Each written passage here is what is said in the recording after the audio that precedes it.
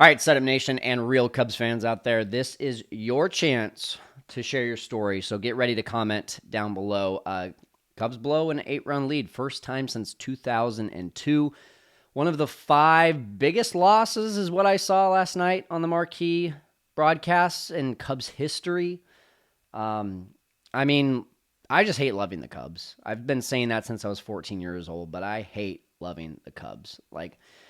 After doing this, after watching the game, after going through the highs and lows of yesterday and just being baffled, looking on Twitter and seeing all of the comments, I just want to ask everyone, why do we do this to ourselves? Are we addicts? Or is this like what an addict looks like? I've never had an addiction, but maybe this is my addiction. Addicts, right? They go through highs, they go through lows. They're extremely moody based on things that are both inside their control, but especially outside of their control. They use this addiction to escape from the everyday, and it truly, right, it impacts the people around them. And I'm like, yeah, a lot of those things check the boxes of being a Cubs fan, being a sports fan in general, but especially being a Cubs fan. And I'm a business person, and this is the only part of my life that I don't think rationally about.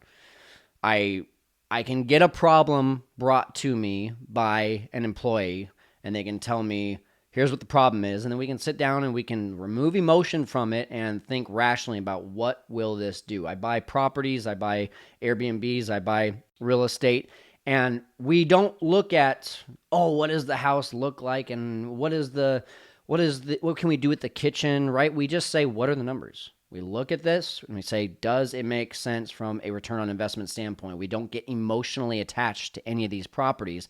But suddenly, and honestly, like that also has transitioned into even relationships that I've had where I'm just like, I think my wife would tell you, and some other people would tell you, that I probably lack in the emotional department there. But man, when it comes to the Cubs, it's just like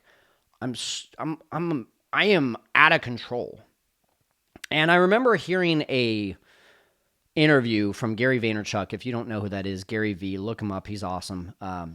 Extremely intelligent and outspoken entrepreneur who wants to buy the Jets and is a huge Jets fan. Sorry, that would suck. But my point here is that he wants to do this, and he also, like me, has a rational side of his brain and then just this deep emotion with the Jets. And he talked about it on a Larry King interview a few years ago. I want you to listen to this really quick.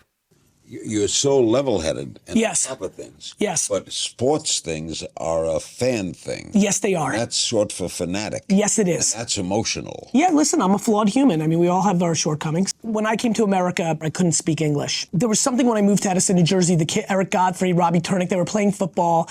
And they made me a Jets fan, and it was my first American thing. Everybody had a Jets jersey, and I wanted one. And my mom, we couldn't afford stuff like that. So my mom knitted me one. And so I have it. It's my prized possession. And I've created a fairy tale in my mind somewhere around 2nd or 3rd grade that I was gonna go from not being able to afford a jersey to owning the whole damn thing. So there it is.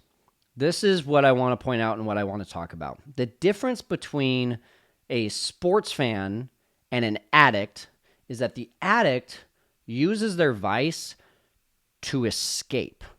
There's some negativity associated with that addiction, right? Whether it's a job that they hate, it's abusive relationship, or being abused by someone that they love, being let down by their parents, right? Having tough time forgiving someone. They have a negative connotation in their mind, and so for that reason, they have to escape. Sports fans, though, like us, Cubs fans like us, Setup Nation, talking to you right now, we do this because of positive emotions. Gary V, his mom knitted him a Jets jersey. That's one of his prized possessions, right? That's what he carries with him when he watches a Jets game, emotionally and maybe even physically. Maybe he brings them, maybe he still wears the jersey, I don't know. But emotionally, he carries that with him, and that's the feeling that he gets when he watches a Jets game. Me, personally, and this is where I want you guys out there listening to comment, what's your story? What's that feeling that you get when you think about the origin of your Cubs fandom. I was a collector. When I was a kid, I would collect Power Rangers. I would collect Ninja Turtles. That eventually turned into cards where I was doing Magic cards. I was that dork for a little bit. And then Pokemon. But then right around that time, my buddy said, screw Pokemon cards, like try baseball cards. And I was like, why would I want to try baseball cards? And I remember going to the card shop with him. And one of my first cards, I've got it right here, Sammy Sosa. It was a Sammy Sosa 1990 Leaf series.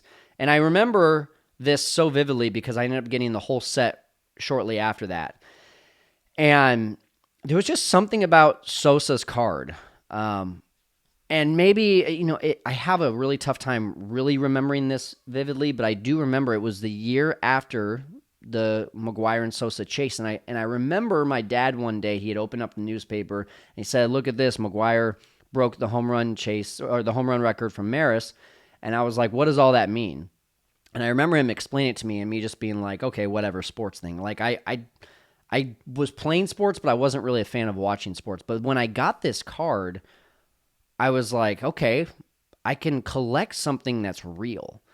Pokemon and Power Rangers and Ninja Turtles and Magic cards, none of that was real. But this was something I could collect and then watch on TV and see real people.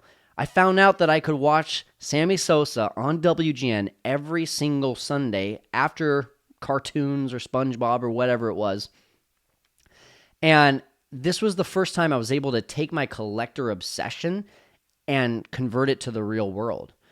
And then you add in the hop after a home run and Chip Carey's excitement. And I mean, there was no going back. Like, I know a lot of you have, your opinions of Sammy Sosa today. I have my opinions of Sammy Sosa today, but you cannot ignore that feeling that you got. If you relate to that story, you cannot ignore that feeling you got when you were a kid watching Sammy Sosa hop after he hit a deep fly ball and that thing going out and Chip Carey with that excitement in his voice. I mean, you talk about a home play-by-play guy. That guy was the biggest homer of all of them. And so if you like the Cubs, after watching Sosa and listening to Chip Carey, you then loved the Cubs. Some of you before are like, hey, no, it's Harry Carey for me. It's Ryan Sandberg. It's Ron Santo. That's fine. This is my story, right? I want to hear your story, though, of what brought you to this. So this feeling that brought me to the Cubs, it was not an abusive relationship. It wasn't an escape from a job that I hated. It was not a void I was trying to fill in my life. It was a childlike joy that I had never been able to experience in that way.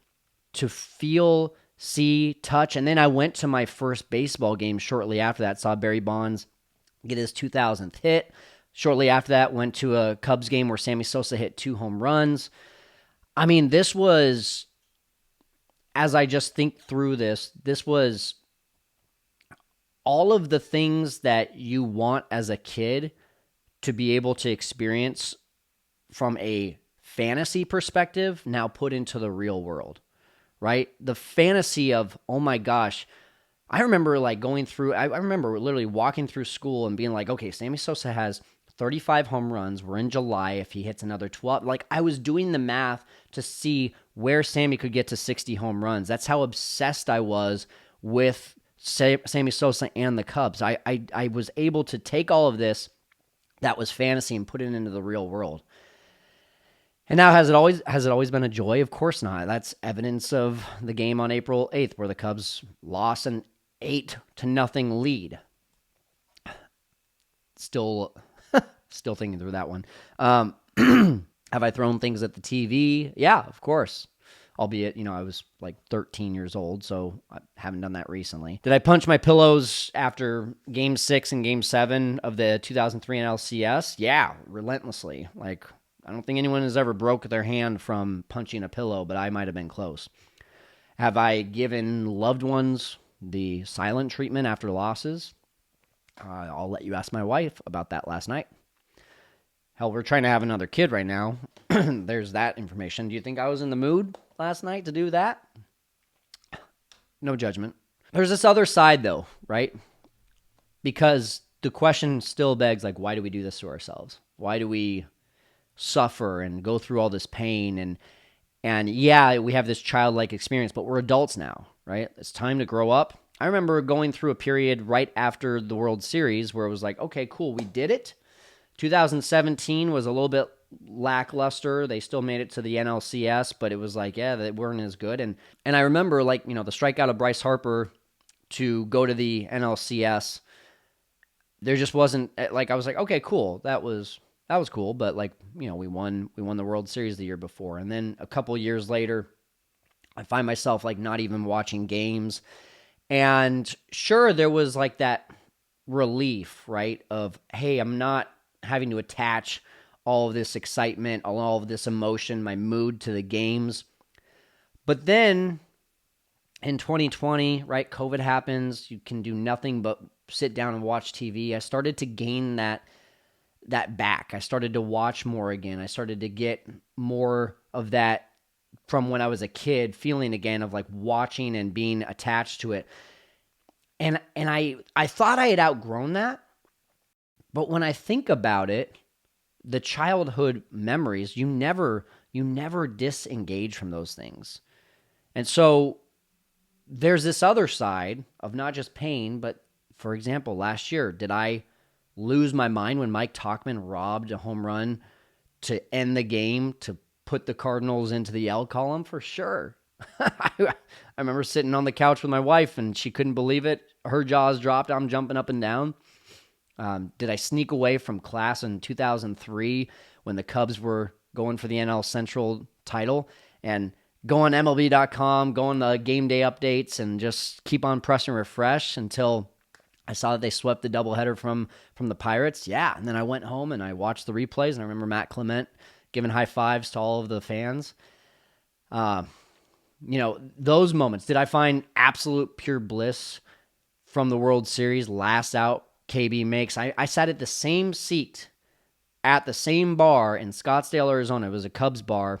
Went there recently, saw it was closed down. That was kind of sad, but sat in the same seat at the same bar as many games as I could that year. And like, I say all of this, by the way, aside from the day that I got married, aside from my child being born, the 2016 World Series, one of the best days of my life. And you think about that and you're just like, but you didn't do that, Kyle, right? You didn't create that. You didn't. Sure. But it's the good that comes with the bad, and it's just this childhood joy of, again, this fantasy into reality. And every single game, no matter if it's the playoffs or if it's a regular season, if it's April 8th in the beginning of the season, it feels like Christmas Day. We mark our calendars. We watch the pregame shows. We check out the matchups. And we get ready for this Christmas Day that happens 162 days out of the year and maybe another 15 to 20 times if you go to the playoffs. And you rip open the gift, and sometimes you love it, and sometimes you're just like, ew, I hate it. But the excitement of what could be, it just keeps you coming back again and again and again. And honestly, this is the realization that I have when I think about, is this a rational thing that I do in my life? Absolutely not. But is it exciting? And can I keep it in enough control to not hurt the people around me and not, impact the way that I do my job on a daily basis? As long as I do that, I can use this passion to connect with you guys, right? Like, that's part of the reason why I started this show, started this YouTube channel, started this podcast. It wasn't just to talk to Cubs players and chat about what my thoughts were about the Cubs and share my takes. It was a place that I could also vent, because I need to be able to get some things off my chest when I'm just like in a mode last night of not being able to go to sleep after a miserable loss and be able to just post a real quick 30-second reel. That's like my therapy. But also, I want this to be a place that Setup Nation, you guys also come to for your own therapy. That's part of why we want to do this. That's part of the community here, is the ability to be able to talk it out. I live in California. For most of my life, I have had zero people around me that are Cubs fans. And the couple that I have had, you better believe every time something is happening, I'm texting them.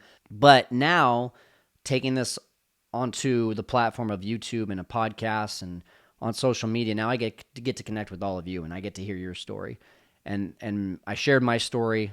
I would love to hear your story, and I'd love to hear why you keep on coming back again and again and again, despite the pain and the suffering. And just remember, this is one game of 162, which means we are going to get hurt a lot more times here in 2024, but we're going to have even more moments here in 2024 of excitement, of hope, of optimism, and I truly believe this is a playoff-bound team here in 2024, so go Cubs go.